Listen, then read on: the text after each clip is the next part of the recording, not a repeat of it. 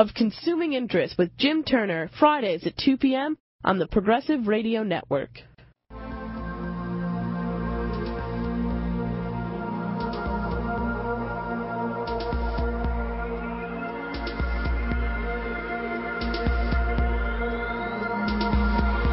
I'm Jim Turner in Washington, D.C., attorney and chairman of the Board of Citizens for Health. Every Friday between 2 and 3, we talk about matters of consuming interest. Most frequently, they're about health, often about other topics. Today, we're very fortunate to have with us Commander Mark Devine, who is a Navy SEAL and a member of the United States Naval Active Reserve. Are you there, Mark? I am, Jim. Nice to meet you. Likewise. Glad to have you on board. Glad to be here. Now, we got interested in your activities because you were connecting the whole idea of what you learned as a Navy SEAL to fitness. And I wondered how you came up with that combination of things. Well, a lot of people are aware that the SEALs, pride themselves on their elite level of fitness. I mean, the type of work that they do, that we do, is extremely arduous, operating in the most, unforgiving environments, right? Underwater, in extreme cold, at altitude, that type of thing. And so, just to get into the SEAL program, you pretty much have to be an elite athlete. And so, and that was kind of the way I approached it. I looked at it as almost like a professional sports team. I couldn't get paid to be a professional ball player or football player. And so when I joined the SEALs at 25, it was, hey, I was a competitive swimmer and rower and triathlete and martial artist, but no one's going to pay me to do those things. So let me interrupt you for a second, just to ask you, how did you get into the SEALs? How did you discover them and get interested in them and then get involved? Yeah, that's a great question. A lot of people ask me that because I joined a little bit later than a lot of folks do. I was 25 years old, and I was working down in New York, in your neck of the woods, as a CPA with a firm that no longer exists called Arthur Andersen. I'm sure you've heard of them. And I was, a typical, just kind of like what I was saying a moment ago, I was an excellent athlete in college, and after college, it just kind of stopped because there was no path for me as a competitive swimmer and rower and triathlete to really do anything with that, especially back in the 80s. And so I did I did what everyone else does. I went and got a job, and about 3 years into that, I was pretty miserable, and sneaking away to work out, and waking up at 5 to do a workout, and training when I got home at night. And it was really through the martial arts. I started the martial arts when I was 21, and through that process of getting my black belt, my first black belt, and the kind of the internal kind of plumbing that I did through the meditation and the martial arts practice, that I started to really pay attention to, my inner voice. Which martial arts were you doing? I was doing a traditional karate style that actually included a lot of Zen meditation in our practice. And I think when I look back, that was the most valuable part of that whole experience. And interestingly enough, that's, I've come full circle, and I integrate that into our training today. But it was that experience that started to, kind of polish my own mirror, so to speak, so that I could see myself clearer. And that led me to make the bold decision to say, hey, this path to being a partner at Arthur Andersen or being an investment banker was not for me. I really want to go be a warrior and be a leader and be out in the field getting dirty and be an athlete still. And, the calling to the SEALs just started to tug at me, right? And you asked me how I found out about it. I don't, back then there wasn't nearly as much information as there is today, so I just kind of found out about it through a book I read, and then I met a fellow who had been a SEAL, and just extremely impressed. And this is back around 1990, as I understand it. This is in the mid-'80s. I graduated from college in '85 from Colgate University in upstate New York, and I was in the Navy by 1989. Mm-hmm. and then you were in the Navy and then went into the SEALs, or you went into the Navy as a SEAL? I went in. I was one of two guys selected that year to go through officer candidate school with a direct billet into the SEAL training. They do about one or two guys a year, so it's it's extremely competitive, I should say, to get into. So I was pretty fortunate. I guess I had the right kind of background that they were looking for with my athletics and my, I had a master's degree already, and I kind of fit the profile.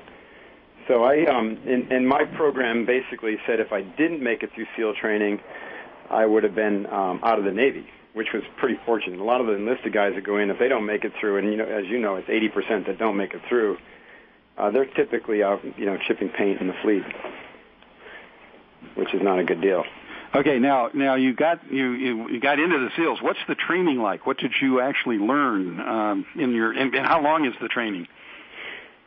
The training is famous for its duration and arduousness. It's for me, the officer track is you go to officer candidate school and then you go straight to BUD/S. But for the workhorse of the SEAL community is the enlisted. So I'll talk about those guys.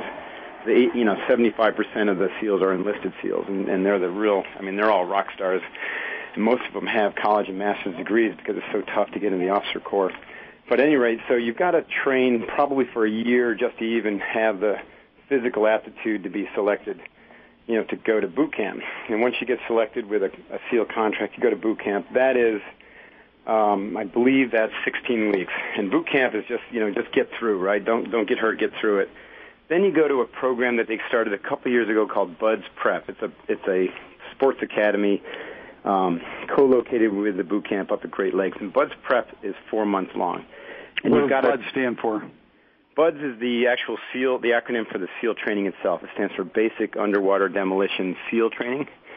So that when we say BUD/S, I mean, you got to understand us Navy guys, we speak in acronyms, so stop me if you have no clue. I'll keep asking you, but go ahead. So BUD/S is basically SEAL training. So BUD/S Prep is to prep for the SEAL training. You've got to basically test out of that. They won't let you go to BUD/S. Once you test out of that and you go down to BUD/S, which is in San Diego, where I'm located, down in the island of Coronado, then you start what is thought of as the primary training program to be a SEAL. Well, interestingly enough, BUD/S is actually a selection program. There's a ton of training that goes on, but it's really to select the guys who are going to end up being on the team. So 80% of the guys who go to BUD/S, who step in, if you make it to the front door, 80% of you will quit by the time the training's over. And most of them in the first month. So the BUD/S itself is broken into 3 phases, first, second, and third phase. First phase is all physical conditioning, and it gets harder every week. And the third week is called Hell Week, and that's 6 days of nonstop training, 24/7, no sleep.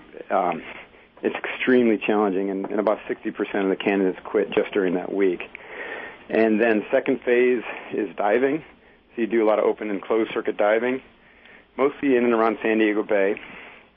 And then last phase is all land warfare, and most of that is held out at San Clemente Island at a special training base that we have out there. And we have a saying that no one can hear you scream out there, and so the training gets pretty arduous out there as well. If you make it through all that, then you graduate from BUD/S, and you don't become a SEAL yet, but now you go to the advanced training, which is called SEAL Qualification Training, or SQT, and now you take those, now you kind of cut your teeth, you've got a much smaller group who are going to be good teammates, and then you start to learn how to operate as a special operator. And so you start to do, more advanced diving, start to put things together into missions. You do all the land warfare and over-the-beach work with these Zodiacs and submarine lockouts, and you go to static line and free-fall jump school. The officers will get a few weeks of leadership training, all the medical stuff. I mean, it's just nonstop. So once you graduate from that, then you get the coveted Navy SEAL Trident, which is that beautiful gold insignia. Get that put on your chest, and you're officially a SEAL. So it's quite a long process, Jim. Now, the caveat to all this is that once you get that and you go to a SEAL team, now you get assigned to a SEAL team, and technically you're on the team.